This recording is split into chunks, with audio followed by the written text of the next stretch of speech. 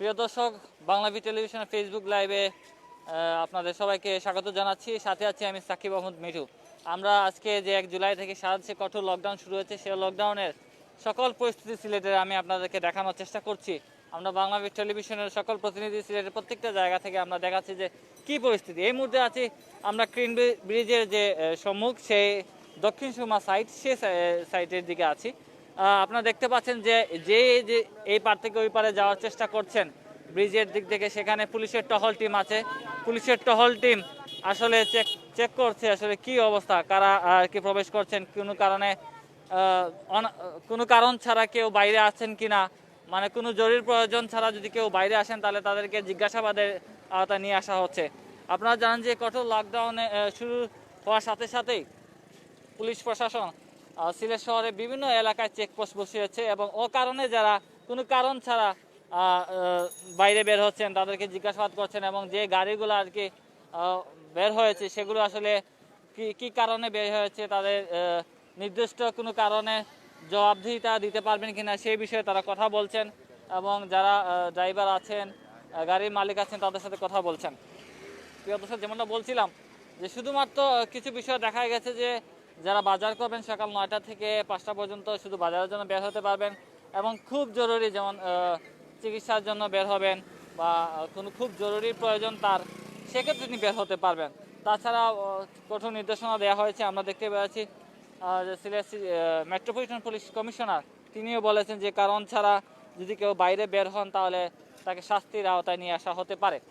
তো কঠোরভাবে মূলত যেটা বলা হচ্ছে যে আসলে এই যে করোনা মহামারী চলছে, এই মহামারী থেকে উদ্ধার হতে হলে, এই সংকট থেকে উদ্ধার হতে হলে আমাদেরকে সবাইকে সরকারি নির্দেশনা এবং স্বাস্থ্যবিধি মেনে চলতে হবে। প্রিয় দর্শক, এই আমরা যেমনটা পুরো শহরের চিত্র আপনাদেরকে সকাল থেকে দেখানোর চেষ্টা করছি যে সিলেটের প্রতিটা মোড়ে মোড়ে কী অবস্থা আছে। যে প্রাণচাঞ্চল্য ছিল শহরের, সেই শহরটা নীরব নিস্তব্ধ হয়ে গেছে অনেকটা। শহরে যে শপিং মহলগুলো আছে সেই শপিং মহলগুলো বন্ধ আছে, দোকানপাটগুলো বন্ধ আছে। শুধুমাত্র কিছু কাঁচা বাজার এবং মুদির দোকান এবং ফার্মেসিগুলো খোলা আছে, যেখানে বলা হয়েছে যে রেস্টুরেন্টগুলোও খোলা থাকলেও খাবারের দোকানগুলোর যে নির্দেশনা হচ্ছে সেটা হচ্ছে গিয়ে শুধু টেকওয়ে করা যাবে, যে অর্ডার করে ভেতরে বসে বা রেস্টুরেন্টে বসে খাওয়া যাবে না, বা ঘরে নিয়ে খেতে হবে। অনলাইনে ফুড অর্ডার করতে পারবেন, এবং কি কঠোর নির্দেশনা দেওয়া হয়েছে যে কোনো ধরনের সমাগম করা যাবে না, জনসমাগম করা যাবে না, কোনো মিটিং করা যাবে না, কোনো অনুষ্ঠান করা যাবে না। আপনারা দেখতে পাচ্ছেন, আমরা দেখা যাচ্ছে পুলিশের যে কার্যক্রম যেগুলো আছে, তারা এই যে ক্রিন ব্রিজের দক্ষিণ সুরমা এলাকা, সেই দক্ষিণ সুরমা এলাকায় যে ক্রিন ব্রিজের সম্মুখ, সেই সম্মুখে যে একটা চেকপোস্ট আছে, সেই চেকপোস্টে যারাই আসছেন তারা পার হবেন এই ব্রিজটা, তাদেরকে আসলে জিজ্ঞাসাবাদ করা হচ্ছে যে তারা কেন আসছেন, কি কারণে তারা বাইরে বের হচ্ছেন।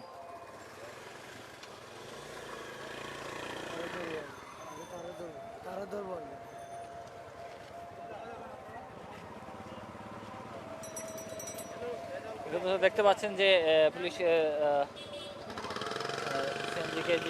সিএনজিকে তারা আজকে জিজ্ঞেস করছিলেন কেন তারা বের হয়েছেন, তার যুক্তিসঙ্গত তথ্য নিয়েই আসলে গাড়িগুলোকে ছাড় দিচ্ছেন। আপনারা জানেন যে এই লকডাউনে আসলে শুধুমাত্র রিক্সাকে অ্যালাউ করা হয়েছে, তারা বাইরে থাকতে পারবে। এছাড়া সব ধরনের গণপরিবহন বন্ধ করে দেওয়া হয়েছে। সড়কপথ, নৌপথ, আকাশপথ, রেলপথ সব কিছু কিন্তু এই লকডাউনে বন্ধ করে দেওয়া হয়েছে। শুধুমাত্র আন্তর্জাতিক ফ্লাইটে যারা যাতায়াত করবেন তাদের জন্য খোলা রাখা হয়েছে, তারা প্রাইভেট কার করে যেতে পারবেন, এবং কি তাদেরকে আন্তর্জাতিক ফ্লাইটের টিকিট যেটা আছে সেটা দেখাতে হবে।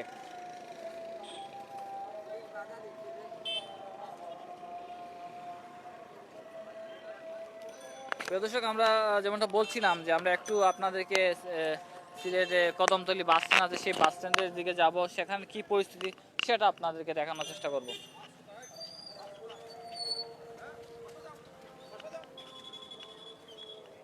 আপনারা দেখতে পাচ্ছেন যে রিক্সা আছে, এখানে প্রচুর রিক্সা আসলে শহরে আছে, যদিও যাত্রী খুবই কম, রিক্সা একদমই খালি আছে।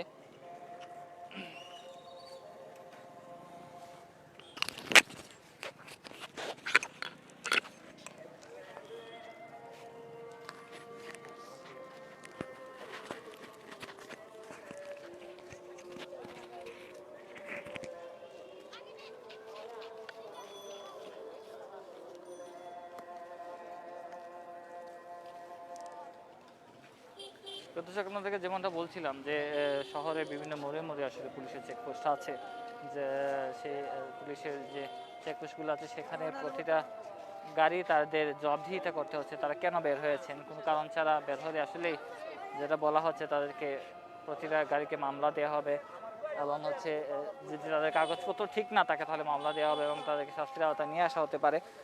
সেই ক্ষেত্রে আর একটা বিষয় যেটা বলছিলাম যে করোনা সংক্রমণ বেড়ে যাওয়ায় যে প্রতিদিনই আসলে যে সংখ্যা আছে সেটা বেড়েই যাচ্ছে।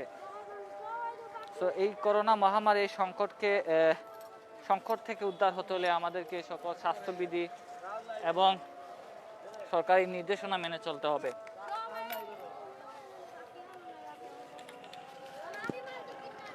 আমরা যেমন বলছিলাম যে আমরা আসলে আপনাদেরকে শহরের কি অবস্থা কি পরিস্থিতি সেটা দেখানোর চেষ্টা করছি। আমরা এখন যাচ্ছি সিলেটে যে কদমতলী বাস স্ট্যান্ড, সেই বাস স্ট্যান্ডের কি পরিস্থিতি সেটা আপনাদেরকে দেখানোর চেষ্টা করব।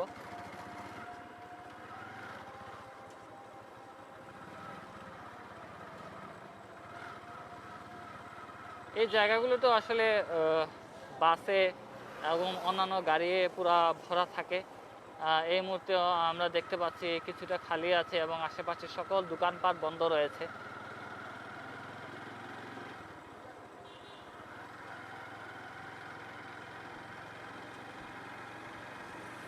এই এলাকাটা আসলে সব সময় ব্যস্ত থাকে, যেহেতু সারা দেশের সাথে সড়ক যোগাযোগের ব্যবস্থা, যে বাস, সেই বাসটা আসলে এখানেই থাকে, এখান থেকে শুরু হয়। যেহেতু লকডাউন, সেই লকডাউনের কারণে সকল বাস বন্ধ, সব সড়ক যোগাযোগ বন্ধ করে দেওয়া হয়েছে, যার ফলে কিছুটা এখানে নীরবতা দেখা যাচ্ছে।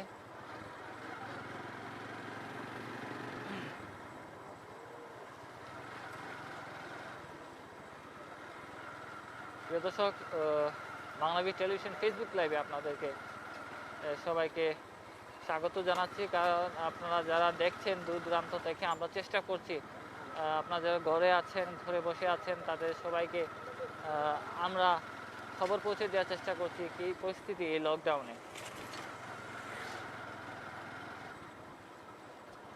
আসলে কোনো ধরনের বাস এখানে ছেড়ে যাচ্ছে না, দেখতে পাচ্ছেন যে সকল বাস এখানে বন্ধ আছে। এখানে আমরা দেখতে পাচ্ছি শ্যামলীর কাউন্টার আছে, এখানে মামুন যে বাস আছে সেই বাসের কাউন্টার আছে, হানিফের কাউন্টার আছে, হানিফের সকল গাড়ি এখানে লাইনে সারিবদ্ধ করে রাখা হয়েছে। আসলে আপনারা দেখতে পাচ্ছেন যে পুরো এলাকাটা নীরব নিস্তব্ধ। এই যে বাস টার্মিনাল, এই টার্মিনালটা সব সময় ব্যস্ত থাকে। সারা দেশের সাথে সড়কের যে যোগাযোগ হয়, বাসের মাধ্যমে যাতায়াত হয়, এই যাতায়াত ব্যবস্থা আসলে একদমই নেই।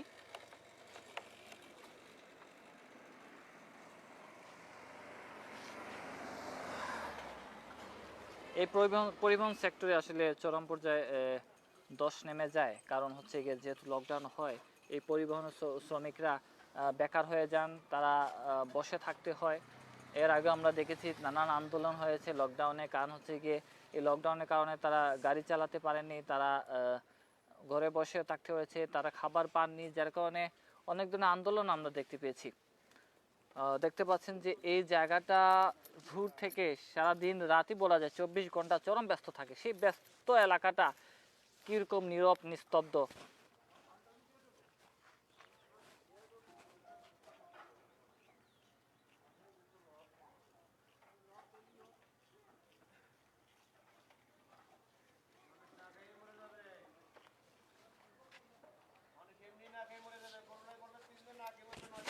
প্রিয় দর্শক, আমরা এখানে আছি, নানানভাবে নানান শ্রমিকরা আছেন। যে জায়গাটা আসলে চরম ব্যস্ত থাকে, যেমনটা বলছিলাম, সেই ব্যস্ততম জায়গাটা আসলে চরম নীরব নিস্তব্ধ।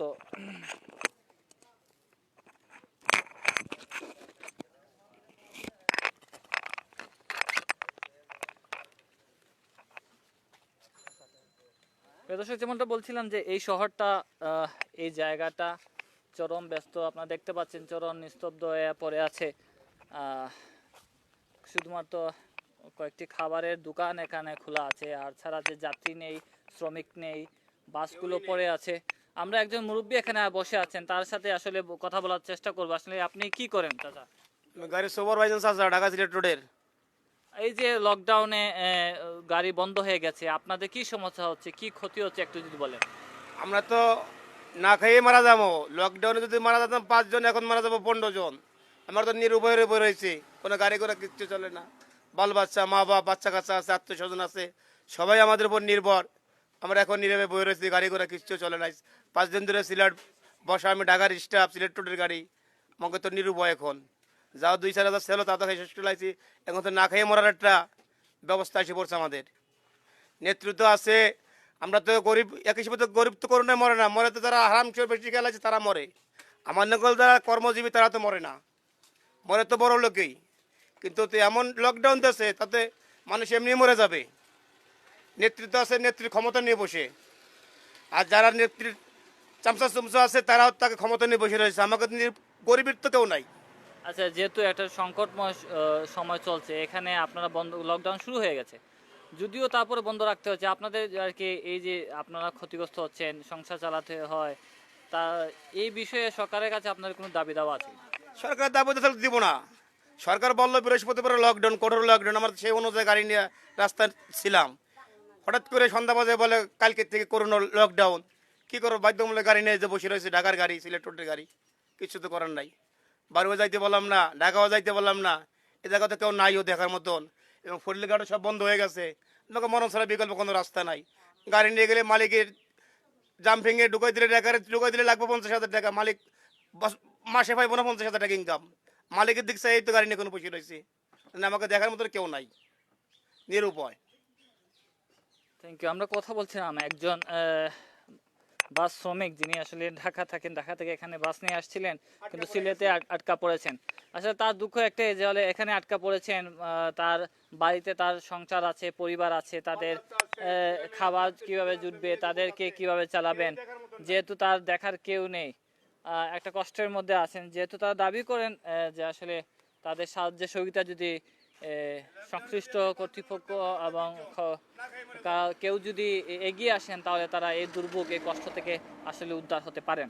যেহেতু তারা অন্য ডিস্ট্রিক্ট থেকে এসেছেন, অন্য বিভাগ থেকে এসেছেন, এখানে এসে আটকা পড়েছেন, তারা চান যে তাদেরকে সহযোগিতা করা হোক, যেন তারা তাদের পরিবার নিয়ে বাঁচতে পারেন এই লকডাউনে।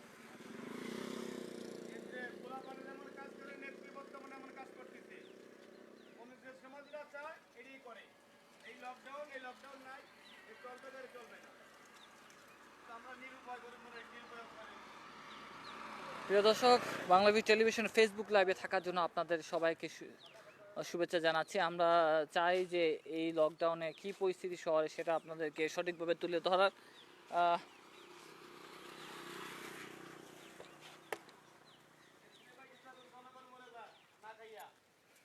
আমরা এই মুহূর্তে আছি যে সিলেটের কদমতলী বাস স্ট্যান্ড, সেই বাস স্ট্যান্ডে। এই বাস স্ট্যান্ডের পরিস্থিতি কি সেটা দেখানো। আসলে এখানে যে বাসগুলো আছে, যে ঢাকার যে বাসগুলো যায় বিভিন্ন জেলা, উপজেলা এবং যে বিভিন্ন বিভাগে যে বাসগুলো যায়, সেই বাসগুলো আসলে এখন বন্ধ আছে। আমরা একটু আগে একজন শ্রমিকের সাথে কথা বলছিলাম, তিনি বলছিলেন যে আসলে তিনি ঢাকা থেকে এসে বাস নিয়ে আসছেন, এসে এখানে আটকা পড়েছেন, যেহেতু লকডাউন শুরু হয়ে গেছে। তিনি তার পরিবারের কাছে যেতে পারেননি এবং তার কাছে যে সীমিত পয়সা টাকা ছিল সেটাও শেষ হয়ে গেছে। তিনি এখন নানান মহলের সহযোগিতা চেয়েছেন। প্রিয় দর্শক, আমরা এই মুহূর্তে এই কদমতলী বাস স্ট্যান্ড থেকে বিদায় নিচ্ছি। আমরা যেটা বলবো আসলে নানান মানুষ, নিম্ন আয়ের মানুষ নানানভাবে কষ্টে ভুগবে না, যেহেতু তাদের আয়ের ক্ষমতা খুবই কম। লকডাউনে তাদেরকে ঘরে বসে থাকতে হবে। সেক্ষেত্রে যে যেখান থেকে পারেন, যেভাবেই পারেন, যেন মানুষের সহযোগিতা এগিয়ে আসেন। সবাইকে শুভেচ্ছা, ভালো থাকবেন, আবারও আপনাদের সাথে দেখা হবে।